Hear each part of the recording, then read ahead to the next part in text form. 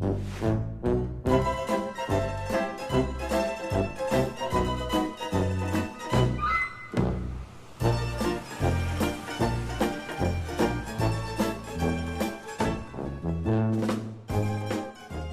Lair. I'm sorry, you in the wrong door. I'm sorry, I should have come down. They told me sorry. I didn't know there was like an upstairs, you know. Hi, Larry. How are you? Okay. We're doing it right here. Right here? Yeah. Really? I made you some cheese spread. Could anything look worse than this? It's actually kind of tasty. This thing? Yeah. And we have the run of the place, so if you want a drink, Lair. By the way, you know, orange cheese? No? So let's talk about the play, Fish in the Dark. I've been doing it for 2 weeks. Yeah, how's it going?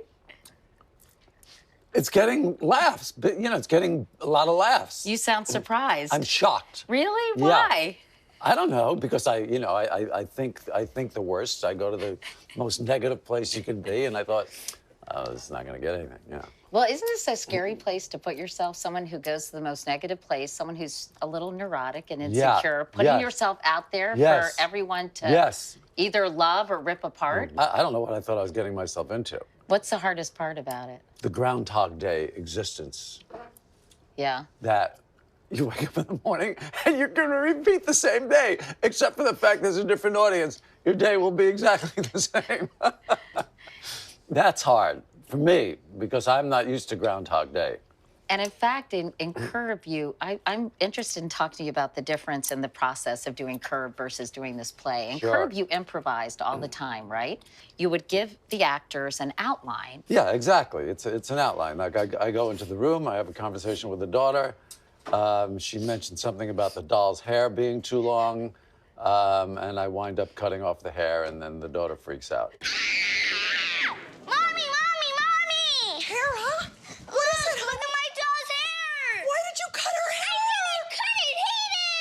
Yeah, I had a fantastic time. All right, don't scream at me. I'm not going to be intimidated by a bunch of Girl Scouts. Okay, I can tell you that, okay? This discussion is over. Goodbye. Goodbye.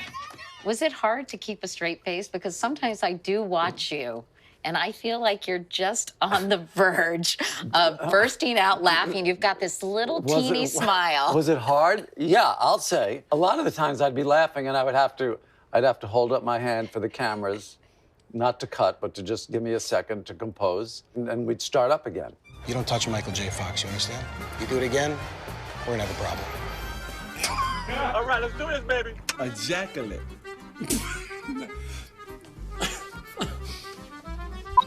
Oh, yeah, I bribed him. It's not me, it's Larry David. Sorry, everyone. I'm getting it together right now. So in this play, you don't really improvise at all, do you? No. I guess that would be tough because, right? Yeah, people depend on cues. You would throw everybody off. In fact, it's odd that even if somebody changes a delivery of a line, it could kind of throw you. Because you're kind of so used to hearing things a certain way that if somebody deviates from that just a little bit, I'm lost. Where am I? You know. Do you have somebody under the floorboard who's like saying, kind of prompting you and saying, No. No, there's no So such has person. it been hard to memorize your lines? Because you haven't been in a play since 8th grade. Yeah, it's hard. It's hard. And you know what I remember about that play in the 8th grade? I knew the whole play by heart. I remember I could recite everybody's lines. Now, I know that the director, Anna Shapiro, she's really talented. Oh, she's amazing. Hasn't she said to you, you can improvise a little bit? In rehearsal, I did improvise a little bit. And I found a couple of things that are in the show now. I said, you know, I'm not really an actor, you know. I'm more like a comedian. And I really don't want to be talking to the other actors. I want to be talking to the audience.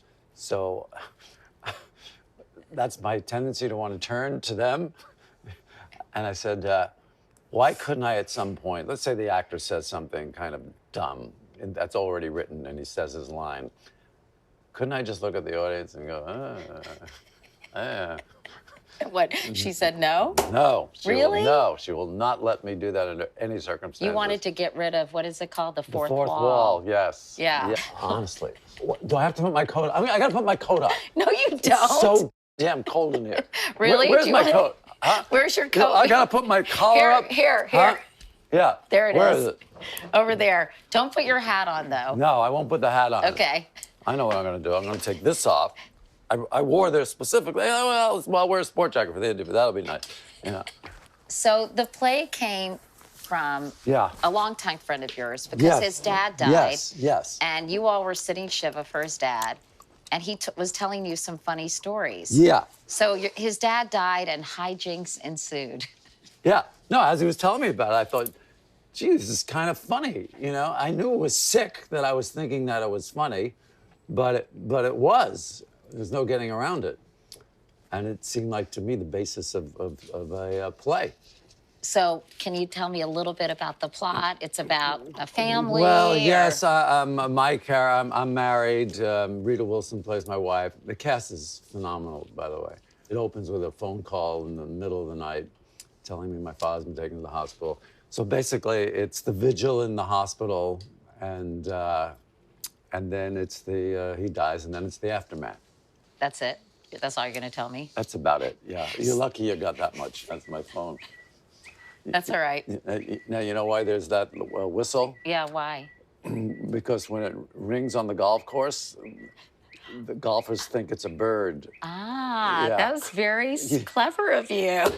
That's very yeah. smart. My husband wants you to play golf with him. Oh, he does? Yeah. No, that's impossible. Why? Why would I be playing with a perfect stranger? What's the point? Oh, he's hey, nice. yeah, I know Katie. Oh, you're married to Katie. Oh, yeah, I love Katie. Yeah, Katie's the greatest. Yeah. Then what? Yeah. Oh, no, you'd have fun then with what? him. Yeah. He's really nice and really Yeah. funny. Yeah, I want to spend 4 hours with this guy because he's what? Yeah. Just because you say he's nice and funny. Yeah. It's not even 4. I would Okay, have to drive to the golf course. I'll rescind it's the an entire invitation. day. Yes, rescind it, please. All right, you've got a message. Who was that? It's none of your business. All right, so let's talk about the run. Who was that? Who asks questions like that? And it's being filmed, you know. So when it comes to technology, I know you FaceTime with the girls, with your daughters, They Cassie showed and me how. Romy. Yeah, they showed me how to FaceTime. All I got to do is look up their number and press FaceTime, so I can do that. There's nothing else I can do. I don't even know how to take a picture on this. I've never taken a picture. Really? I do not know how to take a picture. I've never taken one. I have no interest in it. All this interest in pictures. It makes me sick. Well, why does everybody have to have pictures of everything? What for? What do they do? I don't look at pictures. Why do I need They to look post at a them picture? and they share them with And their they friends. share them. It's not enough that you want to look at it. You think other people want to see this nonsense? I don't get it. I don't get pictures. What do you think of selfies? First of all, you look at that. You look at your face in one of your. Is anything uglier? Does anything uglier exist on this planet than that face in that phone? Holy cow, that is brutal. What do you think of social media in general, like Twitter and Facebook? Are you on any of that stuff? Nothing. No, nothing. There's too much connection. We need more disconnection, not connection. You don't want to be that close to that many people. No, not at all. This viral business, going viral, is there a more sickening term in the English language than going viral? Oh, God almighty, help us. Going viral. If any of this goes viral, I'll be very upset, I can tell you that. I don't want to be the subject of viral. I don't want my name associated with a virus, all right? I'll see what we can do. Okay, see what you can do. So let's get back to the play. Yes. Are you worried about the reviews? I'm not worried, but it's a concern.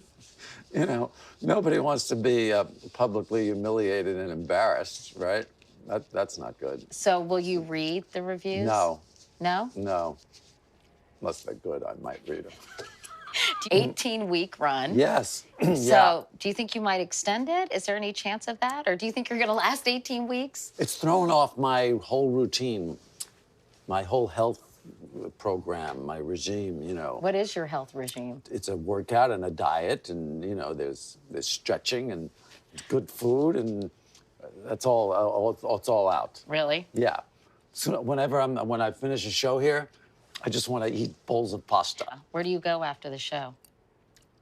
I go back to my room. Yeah? Yeah. And just order room service? Yeah. Sounds like a sad and lonely life, Larry. You think? I'm so glad I came. Hey, Larry David! Hey, Jay! How you doing? Look at this! I can't believe this! That's unbelievable! What was it like doing the SNL 40th anniversary? I thought they did a fantastic job with that show. It was fun. I would have enjoyed it more, frankly, if I had nothing to do on it. I could have just sat there and watched instead of thinking, oh, when's my bit coming up? I wonder how I'm going to do on this bit. Is it going to stink? Why am I doing this? I think this is probably going to bomb. Oh my God, I never should have said yes to this. So that's what's playing in your that's head what's the playing whole in time? my head while the show's going on. Plus, it was freezing. I was freezing there. You can never take indoors for granted. I'm noticing. You always have to be prepared for cold, is what I realized. Always. Really? Just like here. Yeah, because I just had a tuxedo on. I didn't have an overcoat. I don't have an overcoat. I have this. I wasn't going to wear this over the tuxedo. No, that wouldn't have right? been a good look. Not a good look, No. right? No. So you see the dilemma. The woman sitting behind me had a coat, and I kept glancing back because the coat wasn't even on her. It was just sort of on her lap. And I kept looking at the coat, turning around looking at it. I go, I'm thinking, if this is a Curb episode, of course I'm asking for that coat. There's no question about it, I just couldn't do it. I didn't get the vibe. No? No, I didn't get the vibe. You worked on SNL just Yes. for a year? Yes. And is it true, like, you got Yes. only one sketch Yes. on the air? Yes. What happened? For the first show, I had written a couple of sketches. I'm good for the first show, all set. It's about 7 o'clock at night, and I'm by the elevator, waiting to go home. And the door's open, and the producer walks out. He looks at me and goes, "What are you doing?" "I'm going home." He goes, "No, we don't go home on Tuesday night." I said, "Why not?" He said, "Well, that's when we write the show." I go, "Oh, well, it's interesting, but I've already handed in, a good amount of material." And he goes, no, we stay up all night. I go, "You stay up all night? For what? Why?" He said, "No, that's how we do it." I go, "Well, no, I'm going home." Yeah. And I went home. I never got a sketch on. You quit. Yeah, I quit on Saturday night, 5 minutes before air, and then came back on Monday and pretended like it never happened. Yeah. In fact, you wrote an episode, didn't you, of Seinfeld about that incident? What are you doing here? What? I work here. I thought you quit. What? Quit? Who quit? Business as usual. Really? Yeah. How's your love life? Moribund. That's a sad. No, I don't. That's a sad description. Listen, when I'm done with that show, okay, which is every night, I don't want to socialize. I want to go home and put my pajamas on And eat pasta. And eat pasta. I tried to set you up with a friend of mine, and you blew me off. You think? First of all, What? I don't know how you could possibly think that I could be interested in getting set up. Well, What? I'm gonna knock on the door. Oh, hi. I'm Her name's Larry. Ruth. Hi, Ruth. Nice to meet you. Yeah. So, where should we go? What do you want to do? Should we get something to eat? yeah. Well, how else would you meet somebody? Oh, How are you going to meet somebody, Larry? It's too queer. How are Yeah. you going to meet someone? Just pick them up in a bar? Here's how I'll meet someone. Oh, Mr. David. Yes. Oh, Mr. David, you are so wonderful in that show. Oh, really? Do you think so? Oh, very much, yes. Do you ever want to go back into stand-up? Because I Yeah, read, yeah, yeah, yes. I read that you used to get very aggravated at the audience. I did, yeah. And do you think you've gotten a thicker skin, or do you think because I guess back then you were just starting and people were rude. Oh, they could be so awful. You were known to walk off the stage. Yes. I didn't see the point of continuing my act if nobody was laughing, if I was being heckled and mocked and ridiculed. I just didn't see the sense of staying up there. Why? I was getting paid, what, $7? You can keep your $7. All right, let's complete the sentence. I know I'm going to hate this more than anything. Okay, that's all right. Let's just try it. My idea of a perfect day is... Oh, God. Oh, my God. How dare you? Come on, Larry. You should be fired for this. Fired for that question. Come on. Here's what Katie Couric, okay? The Katie Couric asked me, what I is just your wanted to idea know. of a perfect day? Perfect day? Okay. I get up, okay? I have a little exercise. I play golf, and during my round, I get 20 fantastic ideas on the golf course and write them down, okay? and then I see a beautiful woman at night and have sex. How's that? That works. Okay, is that good? See, how Yeah, hard was that? Very good, all right. If I were on death row, my last meal would be... Oh, by the way, fantastic question. Good, thank I you. take back Have I every- redeemed myself? Completely redeem yourself from the first question. Okay. Yeah, this is a fantastic question. And believe me, I've given a lot of thought to it, okay? And I have to say, it's very close to a hot dog. Really? Yeah, a hot dog with some great stuff on it, or some pasta. I can't decide. My least favorite body part is... I'm not thrilled with the toes in any way. No? Yeah, no. Why? Ugh. Do you have long, weird toes? No, they need maintenance, and you know they're not attractive to look at. And they get really gnarly as you get older. I'm not even quite sure why we couldn't have stumps there. Why do we? What do they do? The toes? What's worse than the toes? Okay. If I weren't doing... Unless if I start to focus on the penis, then that's a whole other issue. What was the question again? Maybe it is the penis. What's the question? You just made me blush. What was the question again? Your least favorite body part. Okay, I'm gonna go along with my penis. Okay, yeah. It's my penis. Thank you for amending that Yeah, answer. I'm amending it to the penis for sure. I don't even know why I didn't say it to begin with. Absolutely, no question about it. If I weren't doing this for a living, I'd be... Private chauffeur? And you worked as a private chauffeur? Yeah, I drove an elderly woman who was blind, and I can't say enough about having a blind employer. You know, get away with murder. It's fantastic. You know, you got your hat on? Yeah, I got the hat on. Yeah. Is the car clean? Oh, it's spotless. Your mom wanted you to work for the Department of Public... She wanted me to be a mailman or work in the post office. But no, mailman was mentioned frequently in my house. Yeah, she had such confidence in me. Yeah, that was her dream, the mailman. That's the best case scenario. When you told her you wanted to be a comedian, what did she say? Never could quite believe it. Right, I'd get these calls. Seinfeld, when it was #1 show in the country. Larry, did they like you? Did they think you're doing a good job? Are they going to fire you? What did they say? Did they talk to you? Did they tell you you're doing good? The one thing that people talk about is how you're different in real life than you are in your TV persona. The Curb fellow is just way, way more honest than I am. I love you, baby, and if it's quite That's good. That's good. Very good. Very good. Okay, that was wonderful. Very good, Sam. Social intercourse is just fraught with problems. That guy is unafraid. I think This guy is, yeah. he says everything we'd want to say, right? Yes, exactly, yeah. He'll say, I don't want the house tour. So come on, I'll give you the tour. You know what? That's okay. I get it. What do you mean? Well, you know, it's bedrooms, bathrooms. I get it. By the way, I've said that recently. You have? Yes. Yeah, I didn't want the house door. Well, there's nothing to see. Why do I have to go upstairs, you know?